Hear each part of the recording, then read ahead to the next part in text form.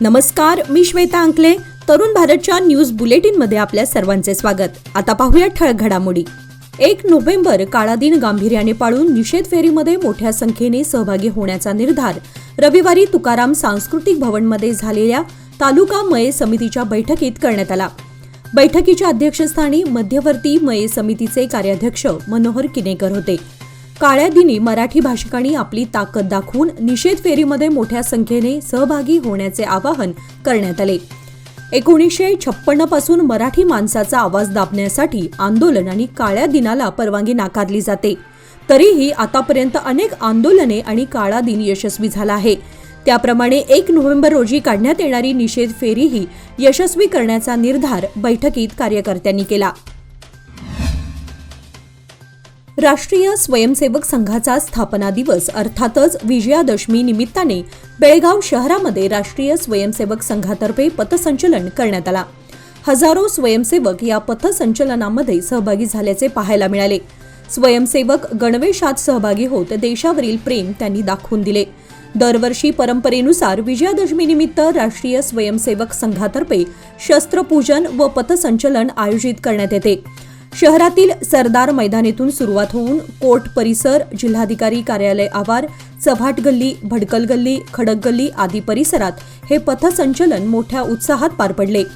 यावेळी संचलन मार्गावर महिलांकडून रांगोळीसह फुलांची उधळण करण्यात आली.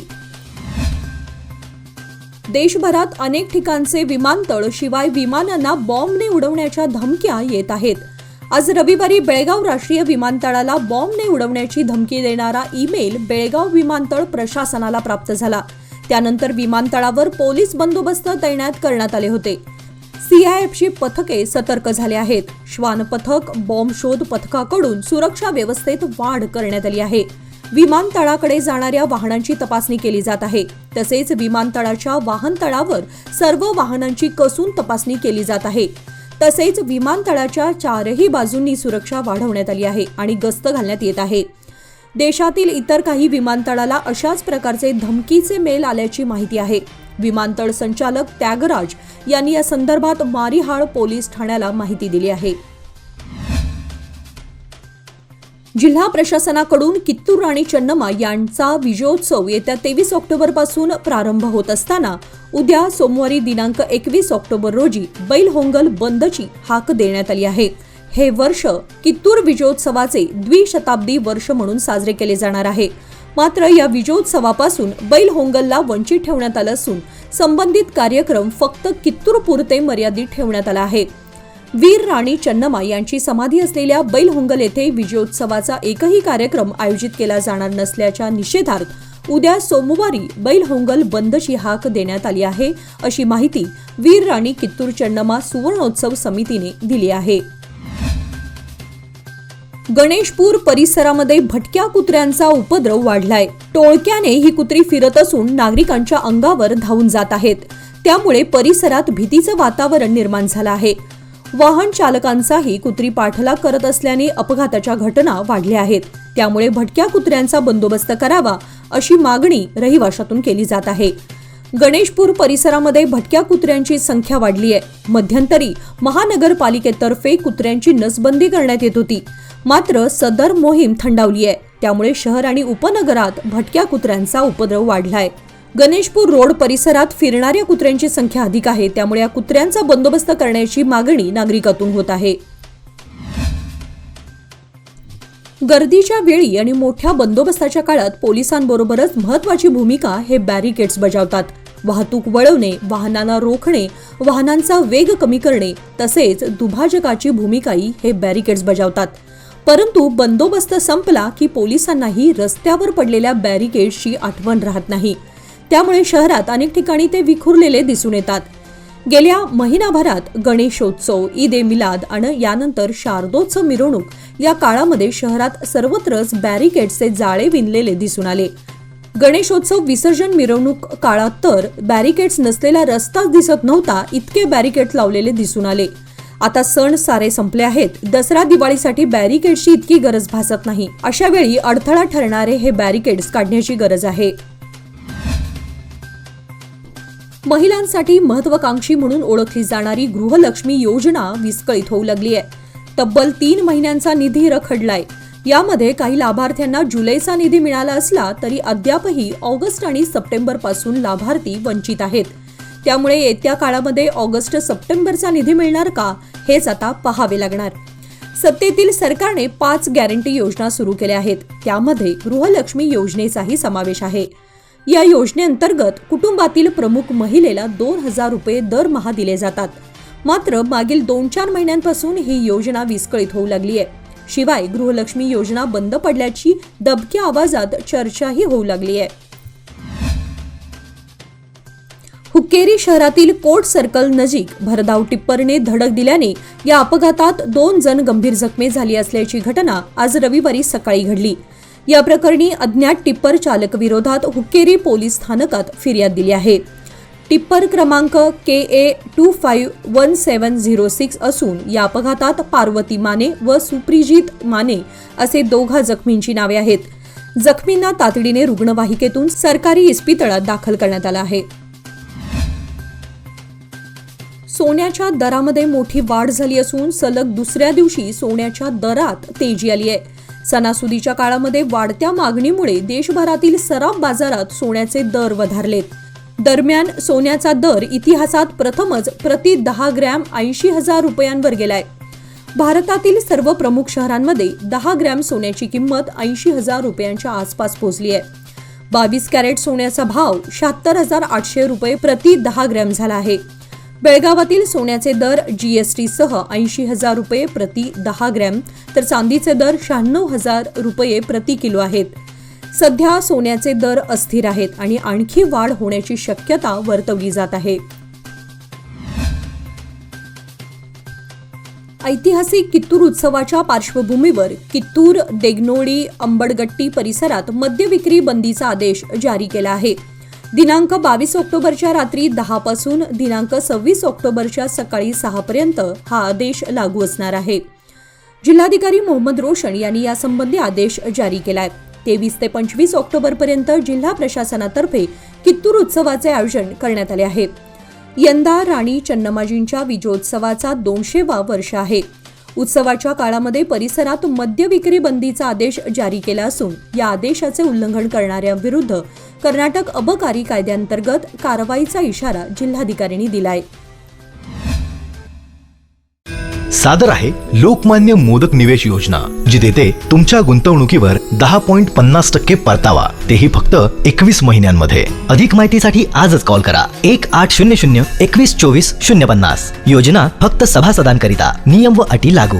लोकमान्य, जिथं पैसा वाढतो आणि नातं वृद्धिंगत होतं. बेळगाव शहराला पाणी पुरवठा करणारे राकसकोप जलाशय तुडुंब भरले आहे. शहरात सध्या 4 ते 5 दिवसातून एकदा पाणी पुरवठा केला जातोय. गतवर्षीच्या तुलनेत यंदा अधिक पाऊस पडल्यामुळे पुढील वर्षी मे अखेर पाणी पुरणार आहे.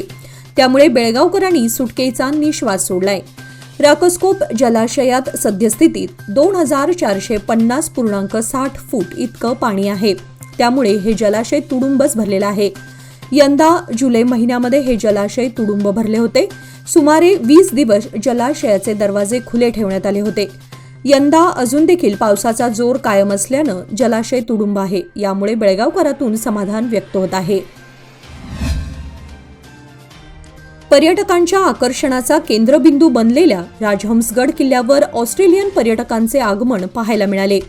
South cross university of Australia येथील 30 पर्यटकांनी राजहंसगड किल्ल्याला भेट दिली. गडावरील श्री सिद्धेश्वर मंदिर व छत्रपती शिवाजी महाराजांच्या मूर्तीसमोर जाताना विदेशी ऑस्ट्रेलियन पर्यटकांनी पायातील बूट व चप्पल काढून श्रद्धेने आणि अभिमानाने छत्रपती शिवाजी महाराजांचे दर्शन घेतले.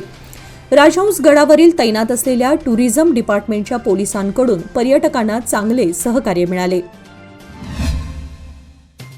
बेळगाव शहर महाराष्ट्र एकीकरण समितीचे पदाधिकारी, कार्यकर्ते व नागरिक यांची बैठक रंगूबाई भोसले पॅलेस, रामलिंगखिंड गल्ली येथे सोमवार दिनांक 21 रोजी सायंकाळी 5 वाजता बोलावण्यात आली आहे. 1 नोव्हेंबर काळा दिन आचरणाच्या संदर्भात बैठकीत चर्चा करण्यात येईल.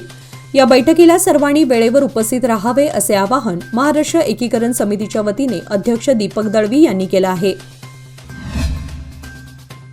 पावसामुळे निर्माण झालेला चिखल अद्याप कायम असल्यामुळे बायपासचे काम देखील बंद ठेवण्यात आले. त्यामुळे शेतकऱ्यांना दिलासा मिळालाय. गेल्या काही दिवसांपासून बायपासचे काम पुन्हा हाती घेण्यासाठी मोठ्या प्रमाणात यंत्रसामग्री शिवारात आणण्यात आल्या आहेत. मात्र कामाला सुरुवात झाल्यानंतर शेतकऱ्यांनी शिवारातून काम बंद पाडण्याचा प्रयत्न केला होता. मात्र दुसऱ्या दिवशी शिवारात पोलीस बंदोबस्त होऊन काम हाती घेण्यात आले होते.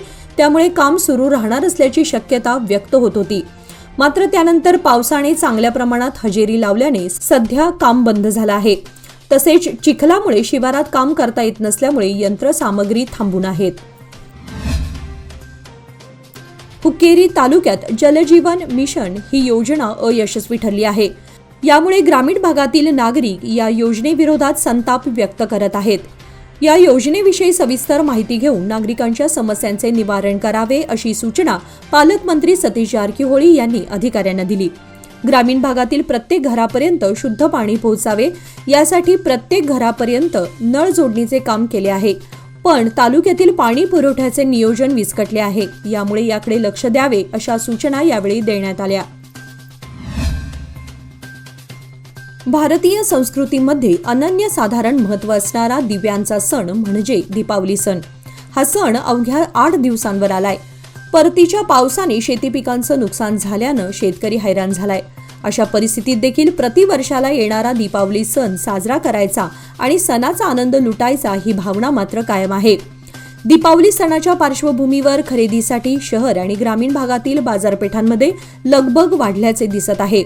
व्यावसायिक व विक्रेत्यांनी देखील या सणाच्या निमित्ताने होणाऱ्या खरेदीतून अधिकतर उलाढाल व्हावी हा उद्देश डोळ्यासमोर ठेवून आकर्षक अशा सवलतींच्या योजना ग्राहकांसाठी जाहीर केल्या आहेत. मंगसुळीसह परिसरातील व तालुक्यातील सर्व गावांना परतीच्या पावसाने झोडपल्याने खरीप हंगामातील मका पीक वाया गेल्याने शेतकऱ्यातून चिंता व्यक्त होत आहे. यंदा खरीप हंगामामध्ये मका आणि उडीद मोठ्या प्रमाणात पेरणी करण्यात आली होती. प्रारंभी पिकांची स्थिती उत्तम होती. 3 ते 3.5 महिन्याच्या कालावधीतील पिके सध्या जूनपासून आजतागायत शेतशिवारात सततच्या पावसाने पाण्यात उभी आहेत. मुदतबाह्य काढणी हंगाम पुढे गेल्याने पाण्यात उभा राहिलेला मका पीक सध्या जमीनदोस्त झालेलं पाहायला मिळत आहे.